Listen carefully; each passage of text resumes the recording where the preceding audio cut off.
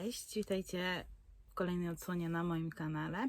Dzisiaj postanowiłam zrobić taki challenge to czy to, czyli challenge, w którym wybieram jedną z dwóch książek. Widziałam takie filmy już na innych kanałach polskich i zagranicznych. U nas w Polsce to chyba najczęściej widziałam to Getbooki. Chociaż podejrzewam, że inne kanały też to robiły, natomiast tam jakoś zwróciło to na mnie uwagę i stwierdziłam, że zawsze chciałabym coś takiego spróbować. Więc mam tutaj 20 książek, więc 10 par takich książek postaram się wybrać. Może zacznijmy już od początku. Dobra, to zaczynam losowanie. Jedna.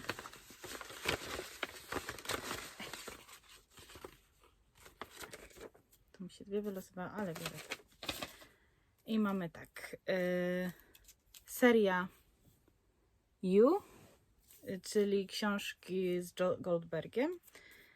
I Władca Pierścieni. Seria You to książki, które już przeczytałam i bardzo mi się podobały. Czekam na 4. tom, ponieważ gdzieś widziałam, że wychodzi w kwietniu w Stanach, więc możliwe, że w Polsce też się pojawi, więc czekam. Natomiast Władca Pierścieni chciałabym poznać ten świat, aczkolwiek nie wiem, czy zaciekawi mnie to, ponieważ w Hobbicie, jak czytałam Hobbita, to bardzo się męczyłam, a podejrzewam, że Władca Pierścieni to będzie coś, co będzie jeszcze gorsze, więc tutaj wybieram chyba serię You.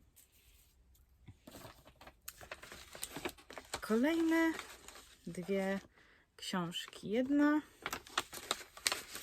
i druga. Polecimy teraz z tej strony.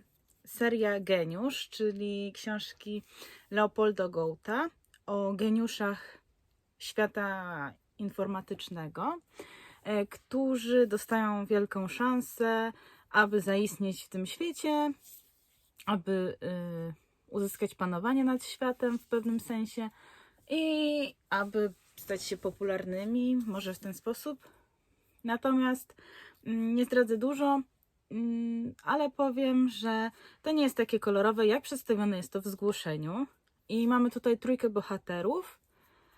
Aż teraz naszła mnie ochota, żeby to jeszcze raz przeczytać. No i oni się nie znają, jakby ci bohaterowie. Aczkolwiek w późniejszym czasie zaprzyjaźniają się i stają się najlepszymi przyjaciółmi, za którymi poszliby w ogień. No i kolejna książka to Niekończąca się historia. I teraz nie wiem, bo tu mam do tej książki bardzo duży sentyment i to jest taki film. Ogólnie poznałam to w dzieciństwie jako film. No, książka cudowna, bardzo ją pamiętam do tej pory. I nie wiem, czy wybrać serię, czy właśnie Niekończącą się historię, ponieważ akurat te dwie książki bardzo, bardzo lubię. Od razu zdradzę, że nie wszystkie książki, które są w loteryjce, to są książki, które czytałam, natomiast to akurat zdarzyły się tak, no ale wybieram tutaj chyba Niekończącą się opowieść. Także tak. Kolejne losowanie. Jedna. To wezmę od razu tą, co wypadła. Albo i nie, bo się zgubiła. Zaraz.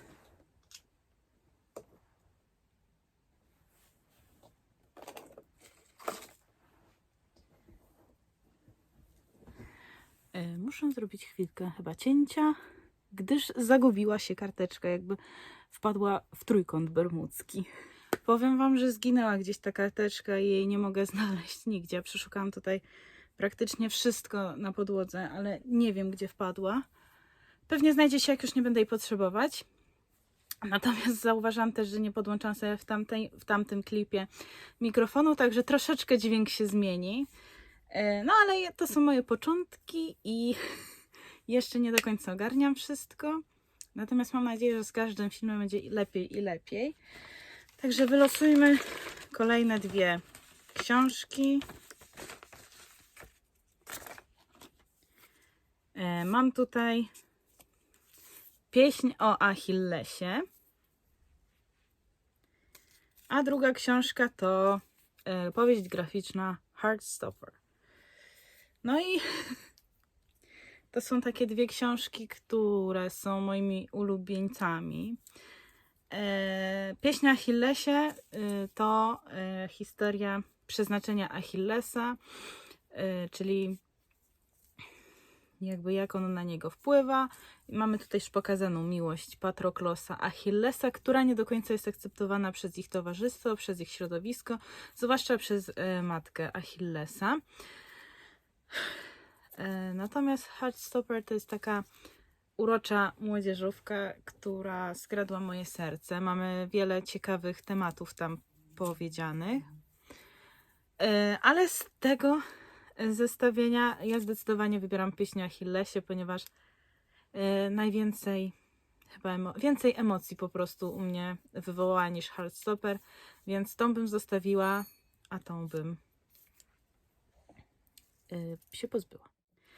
Dobra, wróciłam, bo musiałam na chwilę pójść pomóc sąsiadce z jedną rzeczą, więc wracam do losowania. Akurat dwa. Atramentowe serce oraz Rebecca Daphne du Maurier.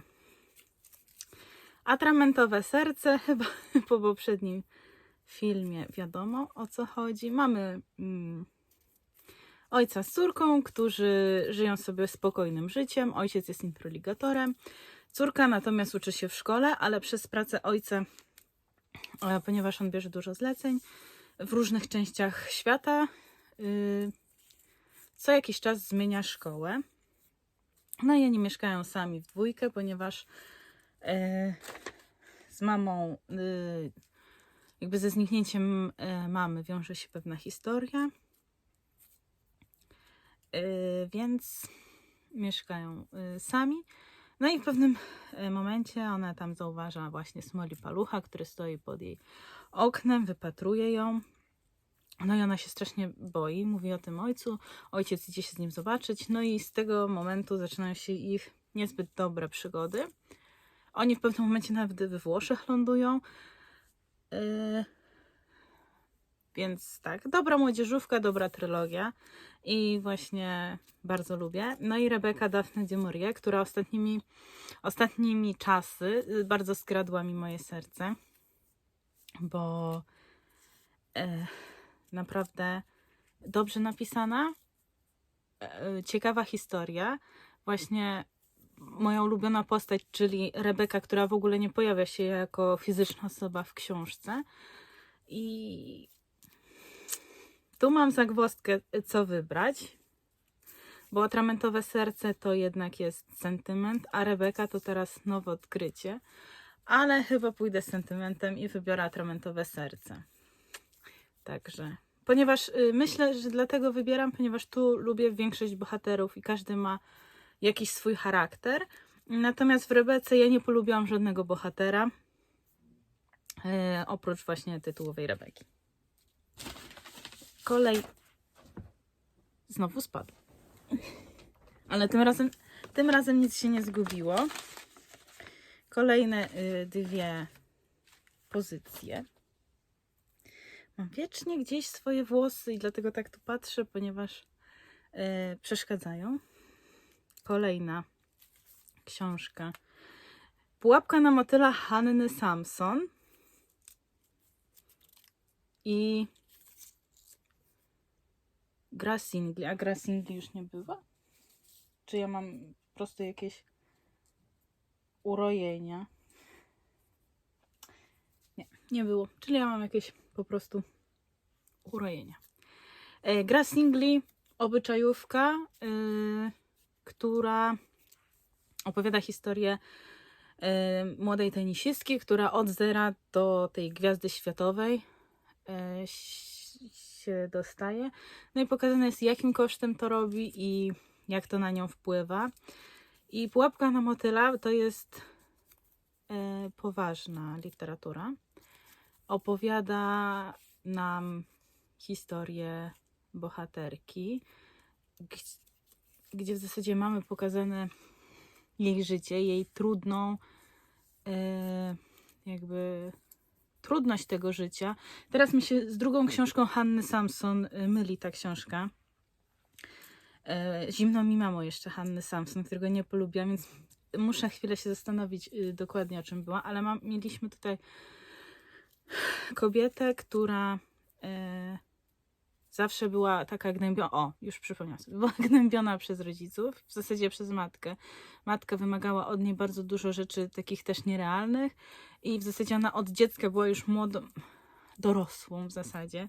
No i była taka niepewna siebie, cały czas właśnie ta matka ją gnębiła, nawet nie gnębiła, to nie można tak nazwać, no ale było jej ciężko, no i ona wychodzi za mąż za pewnego chłopca, z którym wcześniej kiedyś się chyba widziała, z tego co pamiętam, chociaż nie, to był chyba ktoś inny, tylko ona po prostu go sobie utożsamiła z tą osobą, który tak jak ona był skrzywdzony, trochę nie... miał też pewne problemy psychiczne, no i ten związek był bardzo toksyczny, oni byli od siebie uzależnieni w pewnym stopniu. No i nie kończy się ta historia zbyt dobrze, natomiast świetnie jest pokazana tutaj historia. Ja mogłam teraz też trochę poplątać, także jak ktoś czytał Pułapkę na motyla, to może w komentarzu dać znać dokładnie o co tam chodziło. Natomiast z tych dwóch to wybieram Pułapkę na motyla, ponieważ była to bardziej wartościowa książka i więcej można z niej jeszcze wyciągnąć.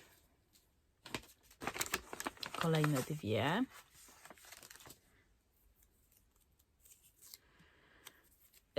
Powieść graficzna Biały ptak o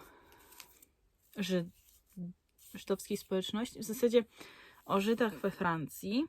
Nie wiem, czy tak można powiedzieć, czy to nie jest obraźliwe, no ale generalnie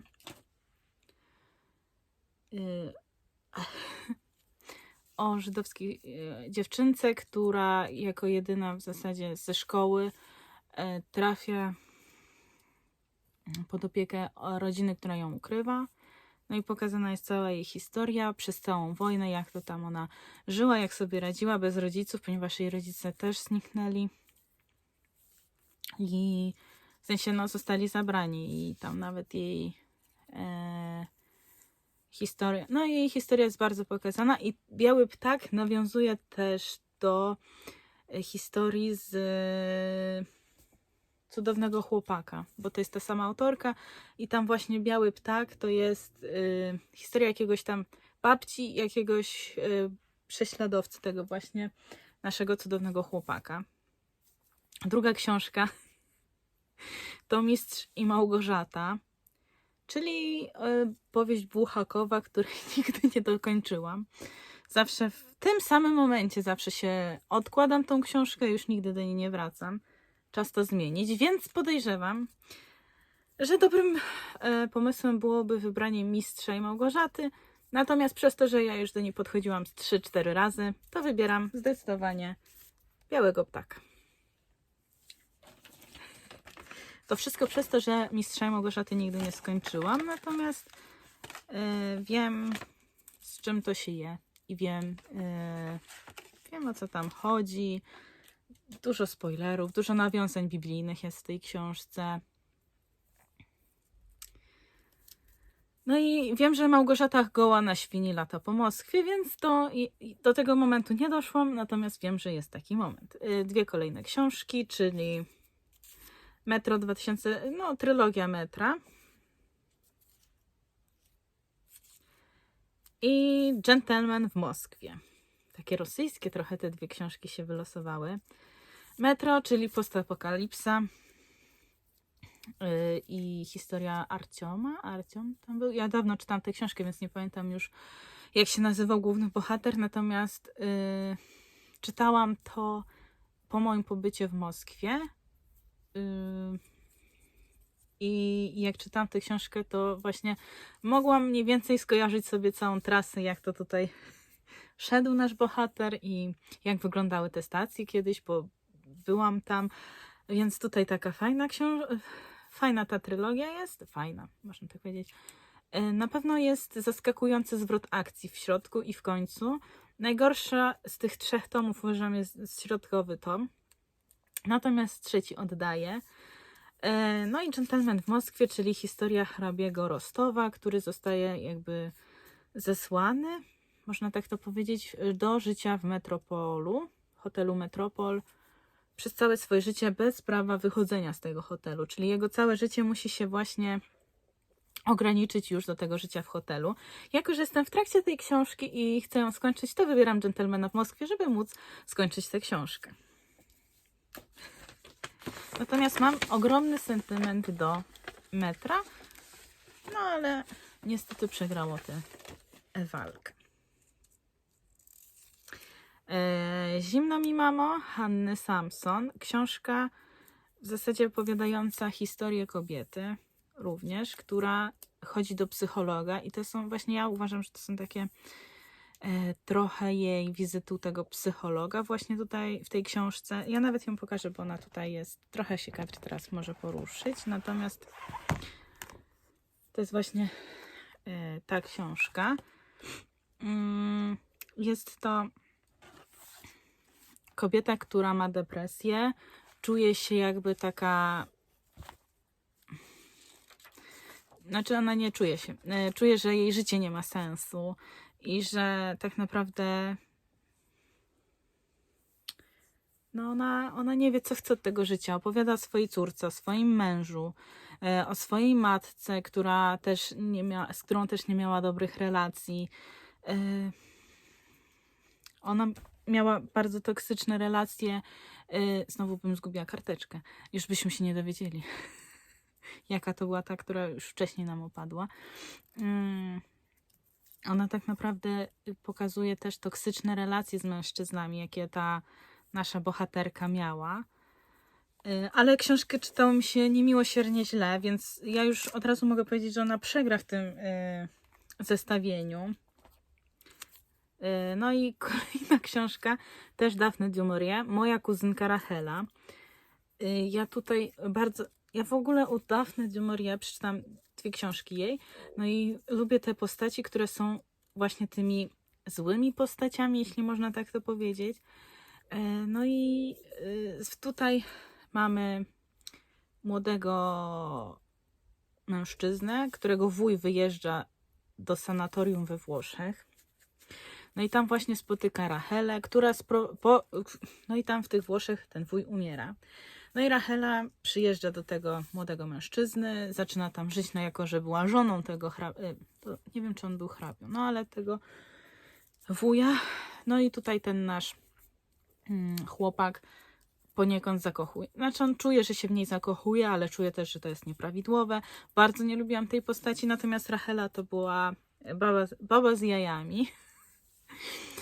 Więc na pewno tutaj w tym zestawieniu Zimno mi mamo i Moja kuzynka Rachela wygrywa moja kuzynka Rachela. Już przedostatnia para książek. Z ostatniej to będzie jedna właśnie stąd wylosowana, jakby tak. No a drugą to zaraz znajdziemy w mojej liście książek, bo zrobiłam sobie. I mam tutaj trylogia Wojna Makowa. Przeczytałam tylko 1 tom z wojen makowych. Historia Orin. I planuję przeczytać 2 kolejne. W szczególności, że widziałam na Instagramie na profilu Czytanie jest podróżą. Właśnie bardzo dobre opinie. Chyba nijak nie dogram tego filmu. Cały czas mi ktoś przerywa. No ale trzeba dograć. Oj, kolejna książka to Future. Też Głuchowski. Od tego zaczęła się moja cała przygoda z tym autorem. Postapo. W sumie to nie jest postapo, tylko bardziej wizja naszej przyszłości. Niezbyt dobra. I nie chciałabym w takiej przyszłości żyć. No ale chyba z tych 2 książek wybiorę Wojnę Makową, ponieważ jeżeli miałabym jeszcze raz przeczytać Future, to nie wiem, czy spodobałoby mi się na tyle, na ile podobało mi się za pierwszym razem. Dlatego wybiorę Wojnę Makową, ponieważ chcę jeszcze ją dokończyć czytać. No i z naszej listy mam tutaj ostatni, z mojej, Dune. I teraz znajdę jej przeciwnika. Aha, już wiem. Duna i jej przeciwnik to Proces Franza Kafki. I mam dylemat. Dune, nie wiem kompletnie o co chodzi w Dunie. Wiem tylko, że mam ją na półce, pierwszy tom i chcę ją przeczytać. Natomiast jakoś obejrzałam pierwsze 2 minuty filmu, tego nowego. I nie wiem, czy dobrze zrobiłam, ale już te pierwsze 2 minuty ja nie wiedziałam o co chodzi. Więc odepchnęło mnie to trochę od tej książki. A Proces Kafki jest bardzo ciężką pozycją do czytania. Natomiast ja już przeczytałam ten proces. No i bardzo, bardzo dobra książka, uważam. Książka, która pokazuje, że tak naprawdę to, co przydarzyło się naszemu głównemu bohaterowi, może przydarzyć się każdemu, ponieważ ten specjalnie był zamysł autora chyba, żeby pokazać, że taka sytuacja może przydarzyć się każdemu. Absurdalna kompletnie sytuacja, ponieważ ten jakby nasz główny bohater nie wie, co się dzieje. W zasadzie budzi się, dowiaduje się, że został zatrzymany, ale może sobie żyć normalnie. Jest aresztowany, ale żyje normalnie. Rozprawa, która tak naprawdę pokazuje mu, co się działo, dzieje się w pokoju obok. Ogólnie surrealistyczna powieść, która opowiada karteczki to lecę, która opowiada o totalitaryzmie, o samotności, ponieważ nasz główny bohater tak naprawdę do momentu procesu jest samotny i tylko kiedy przydarza mu się właśnie ta sytuacja zła, staje się kimś takim, który szuka tej pomocy. Pokazuje nam tutaj też, jak my wpływamy na swoje życie, jak jesteśmy za nie odpowiedzialni. No i jak wygląda sprawiedliwość w takim państwie totalitarnym i tej solidarności, sprawiedliwości tak naprawdę nie ma wtedy. Mogłabym o procesie Kafki długo mówić, ponieważ w zasadzie wydaje mi się, że ile osób, tyle opinii o tym procesie. I mając na uwadze to, że nie czytałam Duny, ale czytałam Proces Kafki i zaciekawiło mnie to na tyle, żeby przeczytać inne dzieła właśnie Kafki, a do Duny mnie nie ciągnie, to wybieram chyba właśnie Proces Kafki. Także przebrnęliśmy przez 20 książek, które wybrałam. I które podzieliła na wybór to czy to. Więc chyba to na tyle dzisiaj. Także bardzo dziękuję za obejrzenie tego wideo. Może w komentarzach dajcie jakieś propozycje, co jeszcze mogłabym nagrać. Wiem już, że